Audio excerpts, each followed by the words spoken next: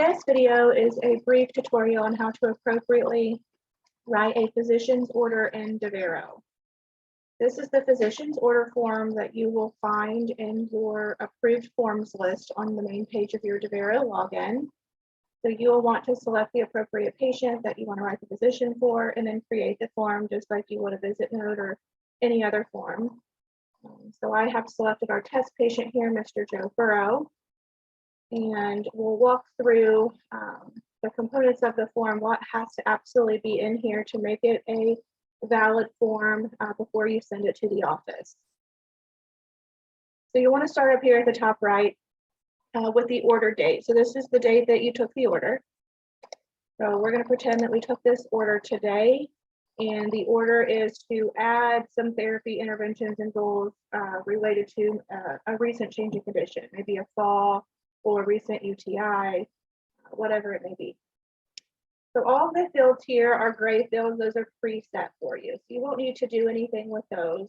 You do want to pay special attention to the physician here. If you took this order from an ortho, it's going to automatically default to the PCP or whoever the primary is listed in Devero on the patient profile. So if you didn't take this order from the primary care doctor, you took it from an ortho or from another doctor, you'll want to change this here. And you can just select the drop down and type in the doctor's name and it should populate. And then in the physician communication box, I always start with this to type out the order, the verbal order exactly how I want it to appear.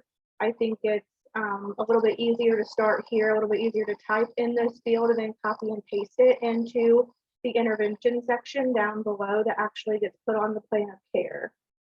This doesn't take place of putting it in the intervention section because the intervention section is the only component that actually flows to the plan of care. And therefore, this is just more of a free type field. Some people use this for just stating new orders for therapy or something very brief as to what type of order it is, or any conversation you had with the doctor or anyone else in regards to how this order came to be. You could put something like, recent fall, so adding orders for XYZ. You could put DC therapy related to goals met, just something very brief. But I like to write my order entirely in this box. It's just what I found the most beneficial as far as copying and pasting this into the interventions, because it is a little bit tricky to type in the intervention section of the plan of care than it is to just retype here. So if I wanted to take, if I took a verbal order to say add occupational therapy or add speech therapy to a patient, I'm going to start my order with saying verbal order accepted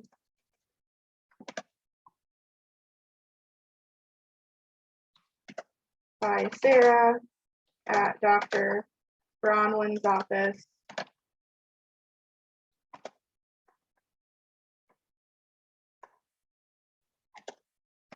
for speech therapy evaluation week of 9/21/21 related to new onset dysphagia or difficulty swallowing, whatever it may be. Sorry, if I could type, it makes this a little bit easier. And so, yeah, I mean, this is a pretty basic order, not super detailed, not a lot to put in here, but then I copy it. And I scroll down to my next section and you will mark that it's a verbal order and put your name because you're the one that took the order and then who you got it from. So whoever you got it from, you always get the name and last initial is best practice. The date you received the order and the date it's effective. You can put the time if you'd like, it's not mandatory. And then you always want to select that the verbal order was read back and verified. We know that we're supposed to be verifying all of the orders that we receive, especially verbals. And then this is the frequency section. So you absolutely have to have, if you're adding visits or adding a new discipline, you must put in an actual frequency. This is the only way it flows over to the schedule into Cassie's schedule report. So if you take an order to add speech therapy evaluation, but then never add it here, it's never going to pop up. It's going to go, it's, you know, the equivalent of going into outer space. It's never going to pop up on the schedule, and therefore it's never going to get scheduled. The discipline will be completely missed. And unless by chance you send a Tiger text giving a heads up and someone remembers to follow up on it, that's the only way. So really, you really have to pay attention to this box if you're adding a frequency to any plan of care, whether it be your discipline or someone else's. So when you add the discipline that you're trying to make the change on, you can put what type of visit you're anticipating, or you can leave this. It's not a mandatory field. You can leave it blank. But here we're adding a speech therapy eval, so I'm going to tag it as an eval. And this is the part where people usually get confused. The writing frequencies is one of those things where until it clicks, it can be a little bit confusing.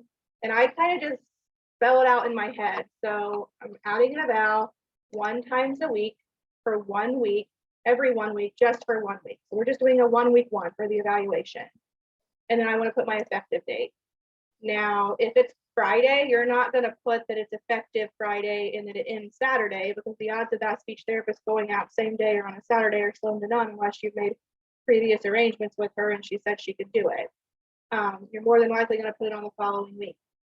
So make sure you plot it for the correct week or time frame that you want it to fall onto the schedule. So I want to write this order for the speech therapist to go out for a one-time evaluation this week. So effective today and ending at the end of the week. That gives her all week to schedule and figure out when she could go. Best practice is obviously within 24 to 48 hours. You will not select a user. More than likely, there's not going to be anyone in here because if speech therapy has never been, she's never been assigned to the case, her name's not going to populate. You don't have to worry about that. And then you're going to hit save. Takes it a minute and then it should refresh, and you can scroll down and you can see that has added itself to the verbal order and then therefore has gone over to the schedule report. Okay, and the last box, and probably the most important box, which I don't like that it's all the way down here at the bottom because it's easy to miss, but this is where you actually put your order into the plan of care and make it an intervention.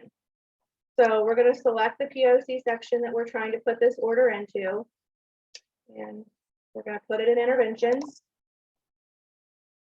And then it's going to pop up all of our interventions for this patient. Right now, this patient only has OT, so there's only OT interventions on the plan of care. If we're all disciplines, you would see them all listed just like you do when you're creating a note and documenting against interventions and goals on a regular basis.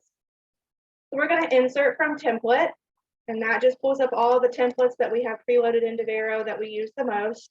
And we're going to scroll down to what's appropriate for our order, which is you can select ST or you can select other. It doesn't really make a difference.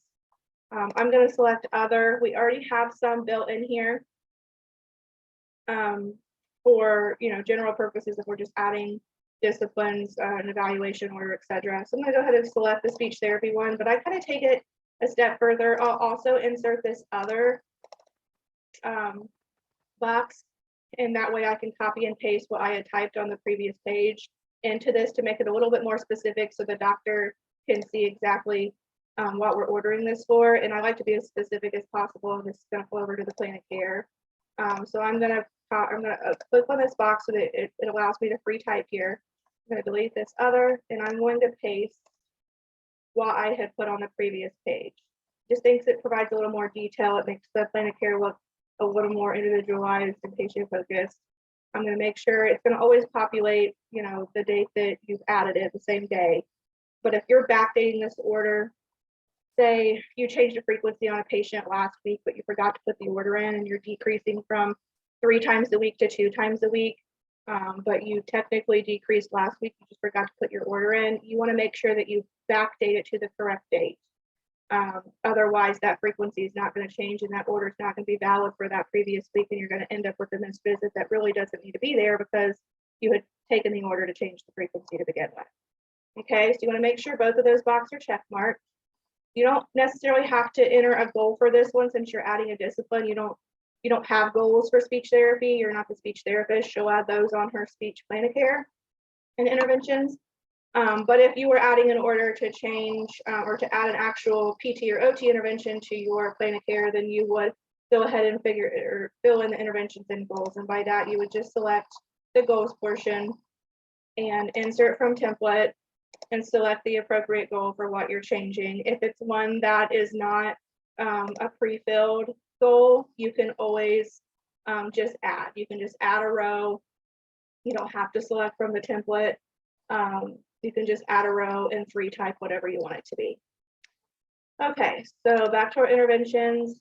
We've got down here in our other, the speech therapy evaluation that we ordered, and then who we took the order from and what it was for.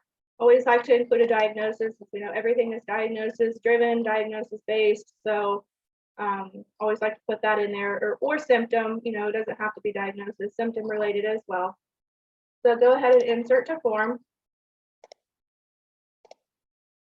Sorry, this is a patient or test patient. So every time I write a dummy order, I have to put in the hospitalization risk assessment because it's required. So just ignore that piece. But I hit save, it'll automatically plot that into our intervention. So we know now that this here has flowed over to the actual live running document plan of care that gets sent to the doctor every 60 days for signature. Okay, and so going back up to the top here, just kind of a recap. Your name's going to populate here for the one who took the order date.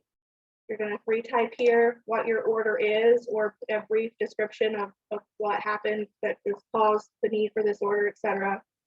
Make sure you have the appropriate physician selected. Make sure you fill out who you took the order from and the effective date. Add your frequency if you're making a frequency change, and then select your interventions and goals pertaining to the order that you're actually taking, so that it flows over to the plan of care. Like I said, the biggest piece that people have trouble with is the frequencies. So just to play around with it, let's see about adding some additional physical therapy visits. So if we were originally seeing a patient, say 3 times a week, and the PTA has been seeing the patient for 2 weeks, maybe we're going into our 3rd week, we wrote out 4 weeks. Now the patient really needs to decrease to 2 times. We don't need all 3 visits plotted those last 2 weeks of the frequency order. We want to change it and decrease it. So you're going to go in here and you're going to skip the type because it doesn't pertain. You're just doing regular visit. And you're going to change to 2 times a week, every 1 week for 2 weeks. And you want to make sure that you have that effective when you actually want it to be effective. So say, we've been going 3 times a week. We went 3 times a week the week of the 5th. We went 3 times a week the week of the 12th. But now, starting the week of the 19th, we just want to go twice a week for 2 more weeks. And we want to make this effective 9/19 because our Medicare week runs from Sunday to Saturday. And because you put in 2 times a week for 2 weeks, it'll automatically pre-fill in the end date out 2 weeks for you. So that's already taken care of.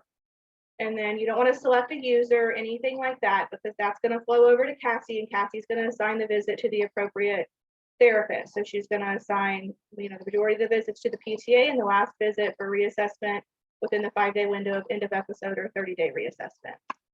Okay.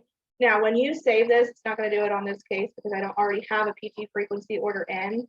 But when you save this, it would normally, if you already have a preset frequency, so you already have 3 times a week on the schedule and you're trying to decrease it, it's going to ask you, do you want to restrict the existing frequency? And yes, if you want to get rid of those 3 visits and replace it with 2 visits, then you want to restrict the existing frequency.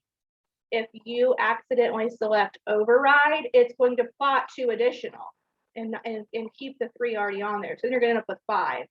That's usually where most people have the biggest issue with getting used to the frequencies. Just pay attention to the restrict versus override option on your order and make sure that you have the appropriate number of visits plotted for the appropriate weeks. Pay attention to end of episode. Don't write a 2-week, accidentally write a 2-week 10. There's only a maximum of 9 weeks in an episode. So you don't want to do that. And then you don't want to accidentally fall short of weeks. You don't want to accidentally write 2 week 3 when you meant to write 2 week 4, because then no visit's going to be plotted in the 5-day window for research and will be out of compliance. Really think about that, kind of talk it through your head as you're writing it. That's what helped me get used to writing the frequency orders. in Devero because it can be a little tricky. Okay, that is it. So once you have all the components, you can hit save. And that's going to send it to NARI. So NARI will review all of the physician orders before they get back to the physician. Once they're back to the physician and signed and sent back, that order stands. So if something was incorrect on it that maybe NARI didn't catch or you didn't catch when you wrote it, the only way to replace that order or to get rid of it is to write a new order, a clarification order. So we really want to make sure we're sending it the right order to the right doctor the first time around. Doctors tend to get irritated when they get too many clarification orders because we didn't write a frequency correctly. So we're trying to eliminate that, but also make sure the assistants feel comfortable in writing orders because it shouldn't always fall to the supervising therapist, because per Medicare guideline, the assistants are absolutely able to write orders as long as they're co-signed by a supervising clinician. So these will not route to the PT, the evaluating PT or the evaluating OT, who typically co-sign your notes. This will route to NARI in the office from the QI perspective, because she's an RN, she can co-sign. So that is it. If you have any questions, please let me know. Thank you.